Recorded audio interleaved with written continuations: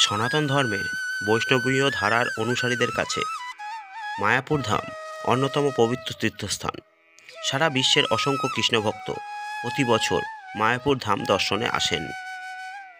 তা মায়াপুর ধাম দর্শনে এসে যে 10টি অবশ্য পালনীয় কর্তব্য তা আমি আপনাদের সামনে তুলে ধরব আমার এই ভিডিওতে। চলুন তাহলে জেনে নেওয়া যাক সেই 10টি কাজ, যে কাজগুলি আপনারা অবশ্যই করবেন এই মায়াপুর ধামে এলে।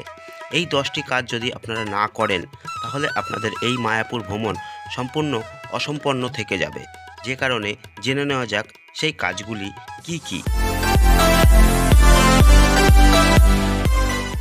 মায়াপুর ধামে এসে অবশ্যই দর্শন করবেন এই 10টি জায়গা।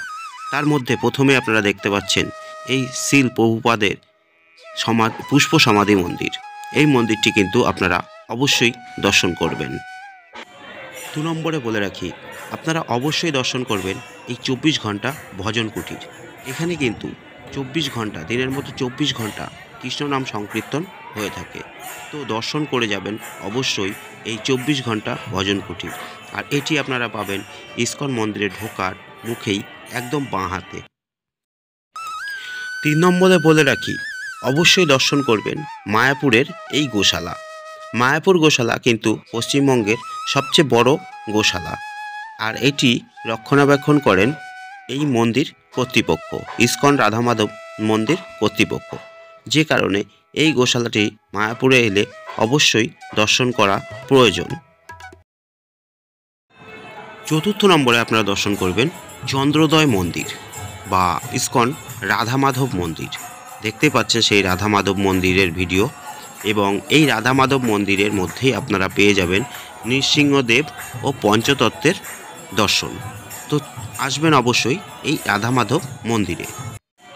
5 নম্বরে বলে রাখি, আপনারা অবশ্যই দর্শন করবেন এই মায়াপুরের নতুন মন্দির, যেটা এখনও নির্মাণ সম্পন্ন হয়নি, কিন্তু বর্তমানে সাধারণ দর্শনার্থীদের জন্য 4:30 পরে, বিকেল 4:30 পরে কিছুটা সময় কিন্তু দর্শন করার সুযোগ দিচ্ছে মন্দির কর্তৃপক্ষ। তো অবশ্যই এই মন্দিরটি দর্শন করেই আপনারা যাবেন, কারণ এখানেই স্থাপন করা হবে ওই রাধা মাধব ও পঞ্চতত্ত্ব ও নৃসিংহদেবকে। 6 নম্বরে আপনাদেরকে বলে রাখি, শ্রী চৈতন্যদেবের জন্মস্থান কিন্তু এই মায়াপুর নবদ্বীপ ধাম। তো অবশ্যই আপনারা চৈতন্যদেবের জন্মস্থান বা মাসির বাড়ি দর্শন করতে কিন্তু ভুলবেন না, কারণ ইস্কন মন্দির থেকে মাত্র 1 থেকে 1.5 কিলোমিটারের মধ্যেই আপনাদের পেয়ে যাবেন এই চৈতন্যদেবের মাসির বাড়ি বা জন্মস্থান। 7 নম্বরে আপনারা চলে আসুন জগন্নাথ দেবের মন্দির, ইস্কন জগন্নাথ মন্দির যাই হোক বলতে পারেন। আপনারা যখন মাসির বাড়ি দর্শন করবেন বা চৈতন্যদেবের জন্মস্থান দর্শন করবেন, তারপরে আরও 1 কিলোমিটার মতো এলেই কিন্তু আপনারা পেয়ে যাবেন এই জগন্নাথ মন্দির। তো চলে আসবেন অবশ্যই এই জগন্নাথ মন্দির দর্শনে। 8 নম্বরে আপনারা অবশ্যই দর্শন করতে পারেন ডোম থিয়েটার, যেটা মায়াপুর এই নতুন মন্দির কর্তৃপক্ষ বা চন্দ্রোদয় মন্দির কর্তৃপক্ষ বা ইস্কন মন্দির কর্তৃপক্ষ যাই বলেন, তাদের তত্ত্বাবধানে পরিচালিত হয় ডোম থিয়েটার। এখানে নানান রকম ভক্তিমূলক সব বিষয়গুলিকে দেখানো হয় থিয়েটারের মাধ্যমে। তো অবশ্যই এটি আপনারা দর্শন করতে পারেন।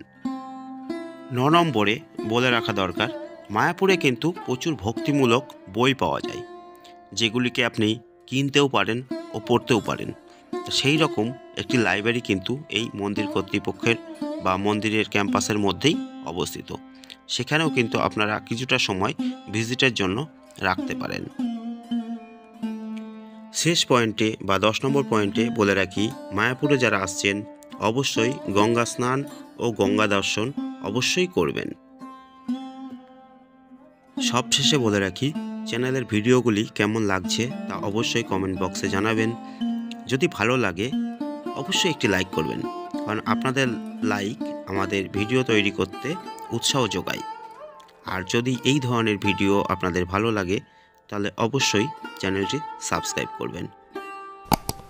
তো আজকের ভিডিও আর বড় করব না, দেখা হবে নেক্সট কোনো ভিডিওতে। চলুন, ততক্ষণ সকলে ভালো থাকুন, সুস্থ থাকুন।